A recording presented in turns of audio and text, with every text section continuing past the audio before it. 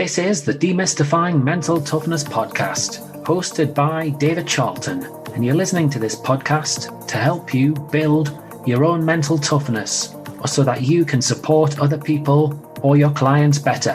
Either way, you will learn more about developing this plastic personality trait that all but guarantees that you will perform better and lead a more prosperous life.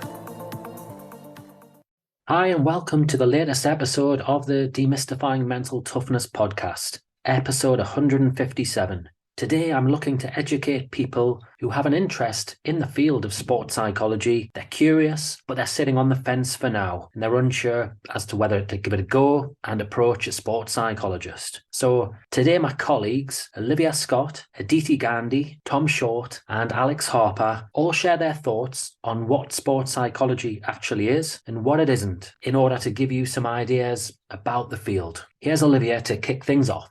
So Olivia, if a hockey coach approached you about sports psychology, how would you explain it to the players?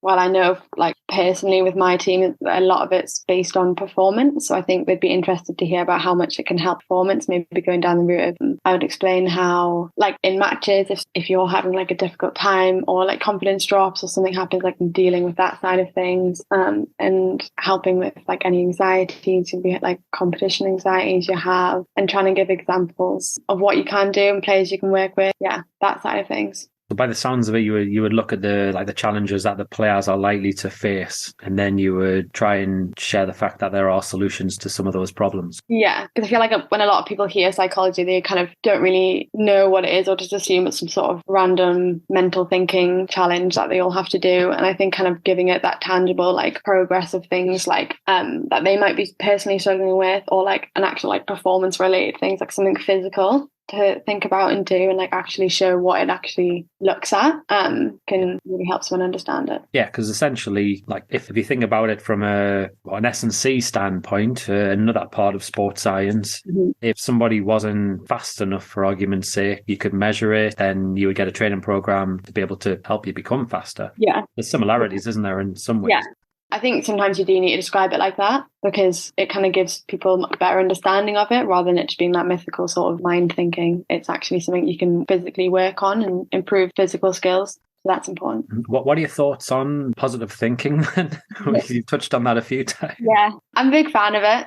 I think it's easy to talk about in terms of just adding positive thinking into your game, but actually doing it's a lot more difficult, especially in those moments that you are really struggling. But I'm a big fan of trying to, like any skill, work on it, practice it, using positive thinking to really help you pull it out of a difficult situation or a really hard sporting moment. I recently did the Great North Run, and I got to 2 miles before the end, and I hit the inevitable wall, not literally. Well, there was a few close calls, but it was kind of that point where you're kind of in the athlete's shoes, where you're I am really struggling, and it was all just a mental game then. It kind of, I'd like to think I probably knew what I was doing to help get over that more than probably the runner next to me, but yeah, I found it really, really helpful, and I think it can shift an entire point of view and really just help. Just the smallest things can help, and just having that there was really good. So what were you saying to yourself and for those 2 miles? Yeah, so, I read this thing a little while ago talking about using self-talk and implementing it into situations when they are not just difficult situations, but when they're really, really tough. And one of the things to talk about is kind of giving yourself that third person perspective. So as if someone else was talking to you, because it's easier to lie to yourself than it is if someone else is talking to you. You almost believe them more than you would yourself. So then I read about you put your name in your self-talk. So I would say Olivia, you can do this. You're so close to the end, and as if you're almost talking to yourself. And I think part of your brain kind of thinks as if you are someone else is talking to you. So I used that a lot, and it actually really did help. It kind of just made it a bit more objective, because it was really easy to spiral and just be oh my God, never going to end. So close to tears. It's so hard. But kind of saying no, Olivia, you've got this. You're doing really well. Putting that third person on it, I find it really helpful. So yeah, just a little thing to try, I guess, if you ever want to put it in there. So it's a good idea. I know I've added another layer to it sometimes, where I would give a chimp on my shoulder in a way, a name. So I've mentioned on another podcast, I can't remember the number, but I will put that in the show notes. I've mentioned the word Billy, and where I'm talking to Billy, yeah, come on, Billy, you can do this, you can do do that, etc. Like you say, so real like encouraging self-talk. Yeah. Sometimes even by giving it a false name, you don't take it so personally yourself. And get yourself right down. Yeah, and it's interesting you say about naming it. So someone I'm working with, she's only 8 or 9, and when we talk about her like negative self-talk and like she plays tennis, and we call it the inner bully. So as if like someone else doing it, and she talks about how she wouldn't stand for someone else saying that to her. We kind of relate that. Why would you let yourself say that to you? So kind of putting that as like whenever it crops up, she's like, oh, that bully's there again. So and that really helps like shift focus into what was negative and positive and how you use it. And I suppose as well that the reality is we all have negative thoughts, we have of doubt, of fear, of worry. So we can't think positive all the time, can we? No, it's not realistic to think that you can. And I say it a lot with people who trying to talk about being resilient. It's not like an absence of negative things being resilient. It's being able to bounce back from it and like understand that if something does happen, you're strong enough to get back to your best. And a lot of people kind of go into thinking that they can't ever have any struggles, and that makes them resilient because they're never struggling and they're always really great and positive. Well, that's rubbish. No one's ever done that. I'm pretty sure even like Usain Bolt sat on the start line thinking, I don't know whether I'm going to be able to beat all these people, knowing that he's probably got the fast record. But like knowing that if anything does happen, that you can deal with the challenges, that to me is being resilient. No, I'd agree. So if we think the flip question to what is sports psychology, what would you say sports psychology isn't? I wouldn't say it's a quick fix. A lot of people, I think, come into, if they've got a struggle and then read a bit about it and just think, I'll hear this one magic key, one magic phrase or something I learn and I'm going to instantly be better. And I just think it's not that. It's like learning any skill. It's like training your brain to think a different way. It's like learning a language. You have to practice it and you have to work hard at it, but it can be really good. So it's not a quick fix. A lot of it's rooted in like research and science. So it's not something that's someone randomly made up. I think a lot of people kind of don't think about that side of things, but a lot very easily to accept like medicine and like that side of science, but this side of people don't. So I would say it's, not a quick fix, but it's also like really good based in science. And I think anyone can benefit from it. Even if you're not struggling, going to it can improve your game more than even if you're like not currently struggling with anything. Yeah, you've got me thinking there when you talk about the evidence and the science bit to it, because often you see in different sports when it comes down to coaching, coaches will often coach because they did it a certain way. Well, this is very different in that respect, isn't it? Yeah. There's so many facets to sports psychology as well, isn't there? I mean, obviously, we've just briefly scratched the surface where you talked about the challenges that individual hockey players may have earlier. What about from a team, organisational standpoint?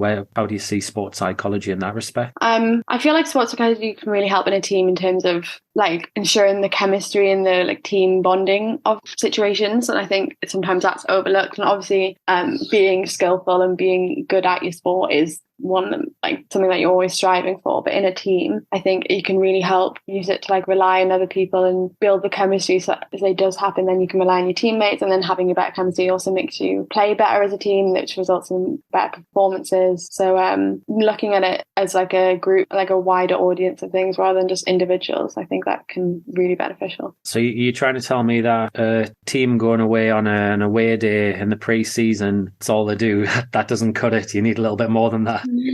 Yeah, a little bit more.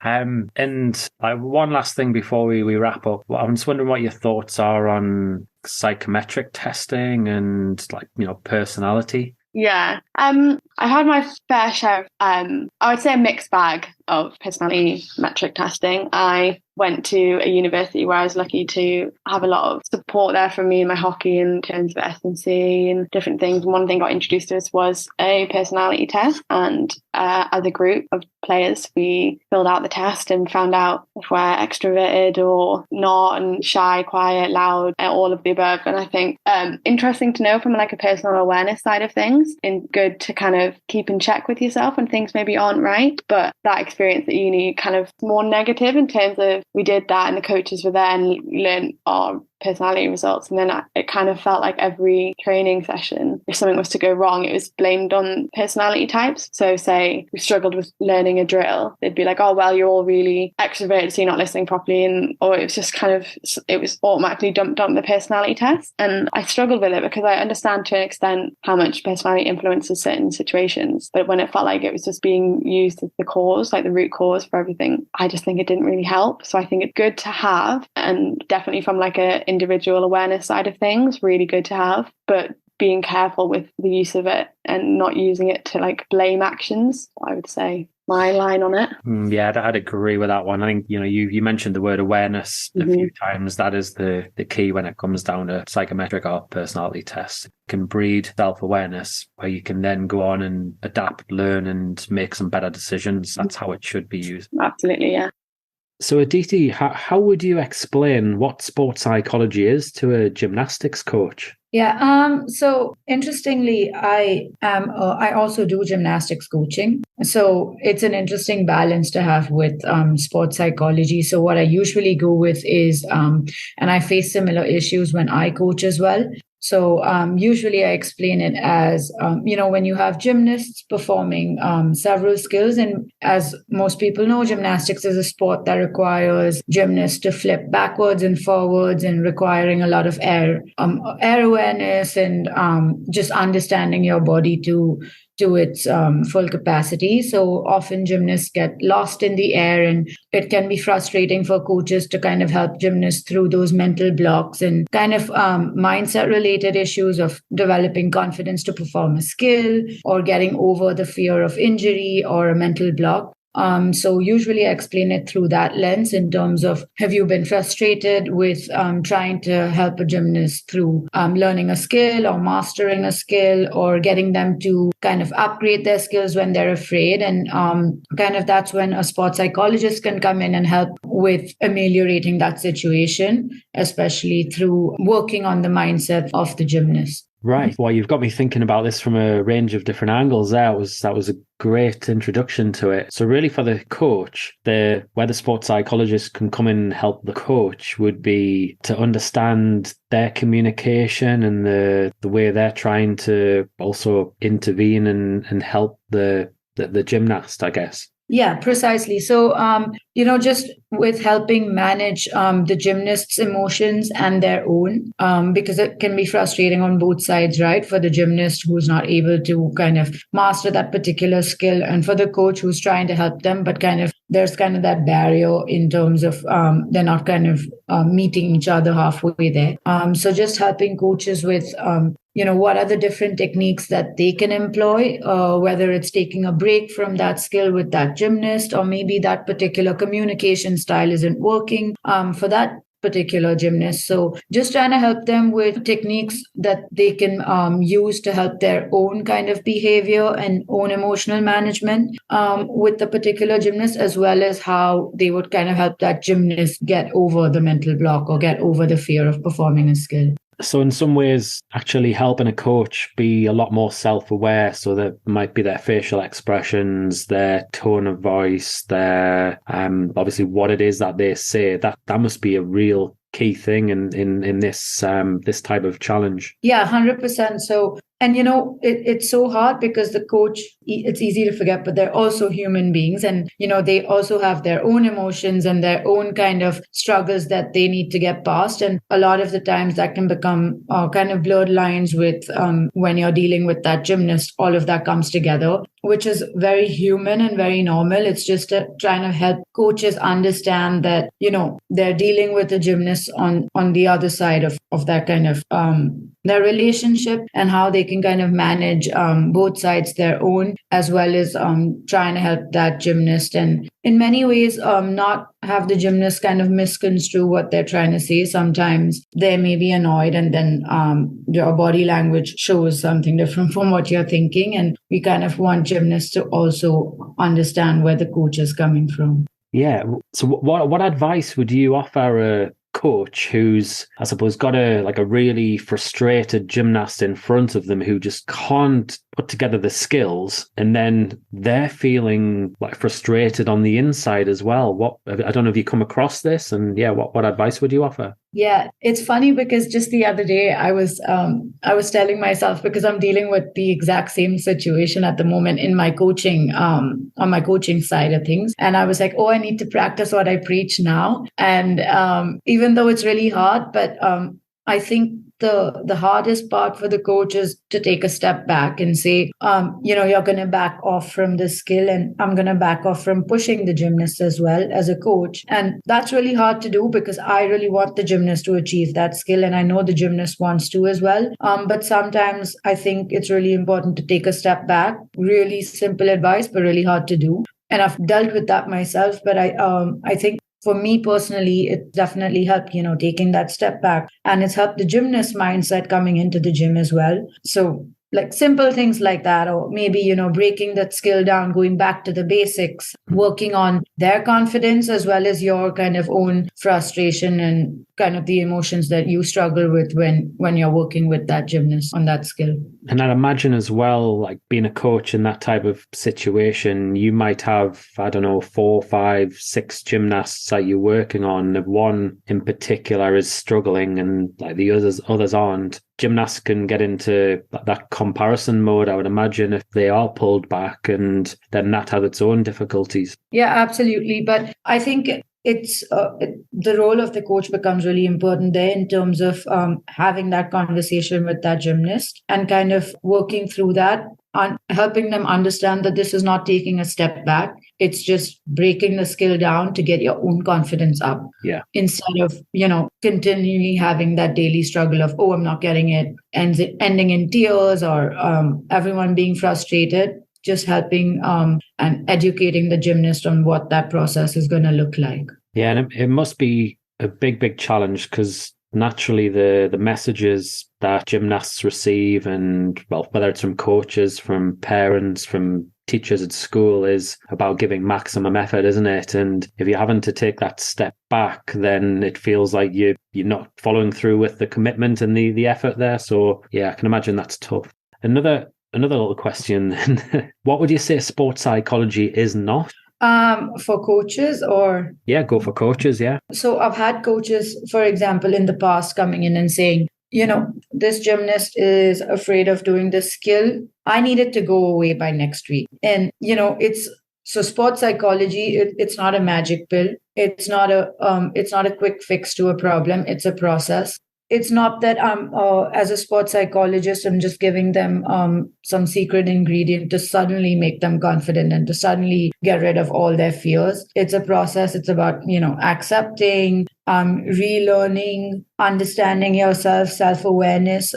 So it's going through all of the stages and empowering that individual to then kind of deal with those emotions and situations. So sports psychology, just because you're working with a sports psychologist or have worked with one, doesn't mean you're not going to face difficult situations. You're not going to have fears. You're not going to, struggle with skills. It's just empowering that individual to deal with them or get them better equipped to deal with those difficulties and challenges that they're going to face. I mean, you've alluded to it. It's pretty complex, isn't it, ultimately? Because I suppose what you maybe haven't mentioned there was you've got the dynamics, the culture in the gym comes into it. You've got the gymnast's own personality. They've got outside of the gym pressures potentially. All of this sort of can be thrust into the mix as well. What message would you have for parents of a gymnast who maybe is having some struggles? I think what I've faced most often through my sports psychology work with parents is a lot of the times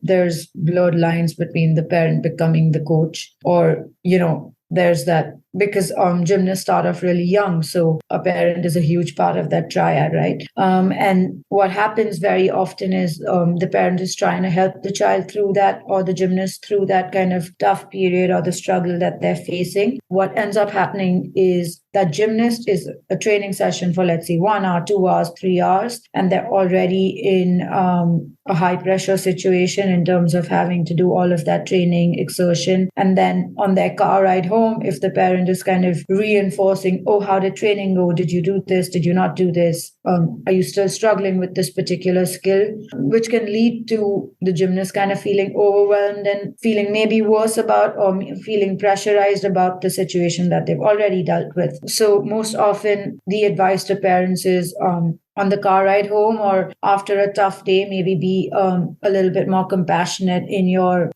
dialogue with the gymnast, and kind of leave the constructive criticism or what did you learn from this experience sort of conversation for the next day, when everyone's calmed down a little bit, the moods are kind of more calm, and kind of deal with those tougher conversations maybe a day after the incident or situation. Yeah, no, I completely get that and agree really that often in like emotional decisions and emotional discussions take place at the wrong time, don't they, essentially, and you don't really get anywhere in that respect. And they're all coming from a good place. It's just maybe not the best time to have that conversation. Yeah, most definitely. So Tom, you're working in a professional football club's academy settings. How do you describe sports psychology to the coaches? Those that don't really know or have a bit of a misconception, it's essentially, everyone does a physical warm-up on the pitch, you warm your muscles up, warm your body up, but what about your mental space? So sports psychology is there. Obviously the preconception of it's just there for injury. It's not. It's just essentially that one extra step to get the best out of the people that you're coaching through things like building the concentration or improving their just general mental well-being around the place in the best way I can do to make sure they can provide the best they can do for you on the pitch. Okay, so obviously you're talking about the players there. Then what about sports psychology actually for the coaches? How would you think it can benefit them? The thing with being in a football academy, there's obviously the three elements, I'll put it in the triangle of coaches, players, parents. To talk about the players, the coaches, it's sports psychology can be used to improve their practices around the place. Communication is massive. A coach consists of their support staff around them, S&C, sports science, medical, academy managers, other stakeholders like that. And it's improving how their practices. You have to remember that they are the people that know what they're doing in terms of football around the place. So it's in a way showing them how I could improve what they already do, not tell them what to do, but how they could just get that marginal gain, that marginal extra to push them to give, again, the best support they can do for the players. I mean, again, in my experience, very lucky to find that majority, if not all the coaches, are there to do one thing, and that is to improve the people they're working with. Yeah, and obviously to improve them as a coach, you mentioned about communication. I would imagine what you can do is improve their self-awareness, essentially by, observing them and critiquing them if you really wanted to. Yeah, exactly. Even if it's not critiquing, just being a sounding board for them. Yes, I'm part of the club, I'm part of football in general, but I'm also there to have experience outside of that and just sort of try and be a neutral person for them to just bounce ideas off. And I think the important part is building that relationship where you can be in a position to say, look, that is great, or look, that isn't so great, and give them perspective. A lot of these people they live and breathe football, they live and breathe their job, they live and breathe the people they're trying to develop. And actually, I try and provide that outside aspect of, well, actually, these players are people as well. So give them a more rounded view of that development. So yeah, that's how I sort of work with them. Like I say, it's not all about going up and telling them, look, that you can do this to do better, but being there, readily available when they need someone to just get something off the chest. And, as well in that safe space of confidentiality of being a sports psych, they just sort of, they know, or that's my intention, they hope they know that what they say is confidential to me, really. You talked there about, them being fully invested in that football. It's their life, essentially. I would imagine, that's obviously a good thing, isn't it? In that, it's why they get up in the morning, it drives them, they're highly motivated, they're committed. But with all positive traits, there are negative traits as well, aren't there? Yeah, completely. I mean, you see these highly motivated young people, yes, they're 18, 21, but they're even younger than that, 15, 16, all the way down to 8 to 9-year-olds and the coaches as well. It's very easy to get caught up in the whirlwind of it and not knowing when enough is enough and having that break from it, or trying to sort of divide your time to actually, it's okay to have, it's okay to have hobbies outside of football. They don't have to be the football or away from the football ground. It's great great if they want to be. That's not going to stop them from being that. But to a point, like you say, it can become a negative where they make a mistake in a game. They take that home and have that for 2, 3, 4, 5 days, and then come back and all the way through training, and then come back to another game with that in their head. Is that really beneficial? Is that a healthy way to deal with what's happened? I'd say no, really, not really. Yeah, no, that must be quite difficult. I'm pleased you've mentioned there about, encouraging other activities, because essentially when they're involved so heavily in a football academy, the players, that is, their identity can be that they're a footballer essentially at a really young age, or a wannabe footballer. And then what if they're not performing? Then that their self-worth, self-esteem really takes a... Yeah, I think it's a very fine balance between I'm a footballer and I'm a person that plays football for a living, not just as a hobby, but this is where I want to be. And I think if you find that with people, I mean, these people, when they come to academies, or, higher academies, they not only just turn up, do the training, they're educated there, they go home to digs with other footballers in that academy. There's no real escape, for want of a better word. There's no sort of break between I'm the person that plays football and the football itself. So it's sort of trying to find that balance of, yes, it's okay if you want to think football outside of here, highly motivated, but actually think of where it's going to benefit you. Find that way to find solace and a break from performances that maybe not go so well, or performances that do go well. You're not just a footballer. That doesn't define who you are, but that is a big part of who you are. I like that. So another question for you then is, if we'll think about players in this respect, how would you explain to a player what sports psychology is not? Very good question. Everyone I've found so far has a precognition of what sports psychology is. And I think the first part is find out what they think of what it is. So find out what they term it is so far, or what they've had experiences beforehand. Again, in that, you'll have some that have had maybe positive experiences, some that have had negative experiences, and find out what they were. And then I think that's where you can go, look, this is almost my interpretation of it. This is where I come from. This is my theoretical background, if you want to go that deep into it. Sometimes they won't care what that is. Sometimes they go, how can you help me? And that's relationship between how can I help and seeing that help is where you can sort of get them like, look, this is what I can do with you, or this is what I will attempt to do with you from what you've told me, and we can come back in a week's time, 2 weeks' time, a month's time, and reevaluate that. So it's not just saying, right, look, this is what psychology is, offering the dictionary or offering the book of sports exercise and psychology. It's about understanding, I think, what they've had, what they do or don't know about it, and walking through possibly how they can benefit from it, rather than this is what it is. Okay, right. I'm going to word this slightly differently to get a straight cut answer from you. Yeah, okay. In your words, what is sports psychology not? The answer to all of your problems mentally, on the pitch, off the pitch. It's a tool you can use to find that extra 1%, 5%, 10% to get the best out of your performance, whether that is improving your concentration on the pitch or improving your ability to deal with that mistake that you cannot get out of your head in a match, not in a match, away from a match, in training even. So what psychology is not is the answer to all your problems. It's just a tool that can help you develop. So Alex, I'm wondering how you would explain to a client what sports psychology actually is. So I think I generally explain it by, first of all, introducing the concept of thoughts, feelings, and behaviors, because I think that's the basics of what we work with. So I say it's helping them to understand their thoughts and feelings and behaviors so that they can basically reach their optimal levels, whether that be of performance or well-being. Yeah, and so it's teaching them tools. So first of all, helping them understand their psychology, and then giving them tools which they can learn with us and also take forwards forever, really, to help them reach their goals and perform at their best. I like that. Yeah, it's very, very simple, isn't it, really, in that respect. So, yeah, you touched on making them more aware of their thoughts, their emotions, their behaviors, how would you go about doing that? So I normally take the what we call a person-centered method. So I really like them to talk to me about what's going on, and I would help them identify then what thoughts, feelings, and behaviors they're describing. But I'd also use what we call psychoeducation. So that's giving them certain bits of information and evidence-based, facts and resources, which helps them break it down themselves as well. So yeah, they can go away and pinpoint when they're thinking, feeling, and behaving in certain ways. What you're getting at there is once they've improved their self-awareness and they're going to be in a better position to make better decisions, aren't they? Be that in their sport or their exercise, jobs, or in their life in general as well. Yeah, absolutely. Because I think the mind's very interesting in that there's so many layers of awareness. So yeah, sometimes an athlete might start off with like, they're kind of on the outer layers, making sense of what's going on around them, maybe not, definitely making some sense of what's going on for them personally, but we can dig so much deeper. And yeah, they can go down and down by layer. And each time it's really empowering and they can take more informed choices. I completely agree, because essentially somebody might come to you with, I'm just not feeling confident, I'm out of form. Then we can dig into specific skills, into specific challenges, into often, I suppose I call it comparisonitis, where people are so worried about other people. Then you end up digging into that. And so there's so many aspects to it.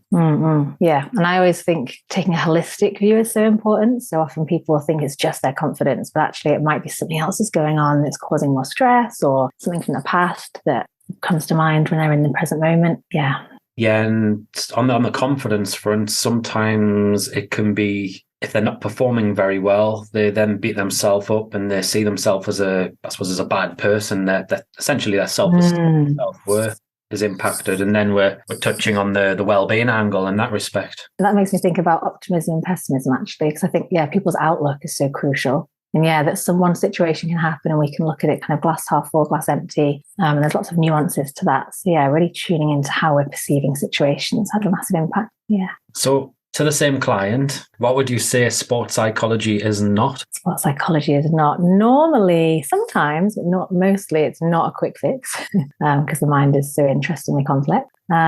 It's not, I don't think it's anything to be like embarrassed about. There's still a lot of stigma, I think, sometimes with psychology. But it's actually all about being your best, just like with physical health, like optimal mindset, optimal physical health. They're very similar. And it's not, I'd say the way I do it, it's not me telling them what's going on. Sometimes people come and they say, tell me what's wrong. And then actually I like to explain that they actually have the answers normally. And once they get those increased layers of awareness, the answers come.